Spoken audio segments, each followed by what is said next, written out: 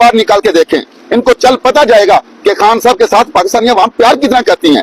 ये एफआईआरों से ना वकील डरती हैं ना पब्लिक ने डरना। इन्होंने जो पहले ट्रायल कर रहा था, ट्रायल हो गया। अब जो अवाम है वो खान साहब के साथ खड़ी है, और इंशाल्लाह ताला जो आज समाअत हुई है सफर केस के हवाले से, तो अल्लाह ताला पे हमारा पूरा उम्मीद है, और खान साहब भी अल्लाह ताला पे या का नाम तो वही का नस्ताइन।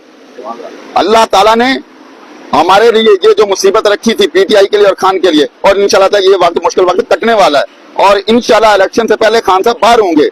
इंशाल्लाह इलेक्शन से पहले होंगे, और इलेक्शन भी खान लड़ेगा, और इंशाल्लाह खान साहब बाहर आगे इलेक्शन लड़ेंगे, जो दिल करता कर लें। लेकिन हमें उम्मीद सुप्रीम कोर्ट से भी है, अपने आइन से भी है, इनके जो हथकंडे हैं इनसे नहीं हम डरने वाले। और इंशाल्लाह मैं आपको ये भी बता दूं, आप झंडों वाली बाकी बात कर रहे हैं, तो जल्द अज जल्द बहुत जल्दी ये पाकिस्तानी अवाम पे निकलेगी, झंडे भी पीटीआई के आएंगे, पीटीआई के नारे भी लगेंगे, और पाकिस्तान जिंदाबाद के नारे भी लगेंगे, इमरान खान जिंदाबाद के भी नारे लगेंगे। ये वक्त करीब है, दूर नहीं है इंशाल्लाह।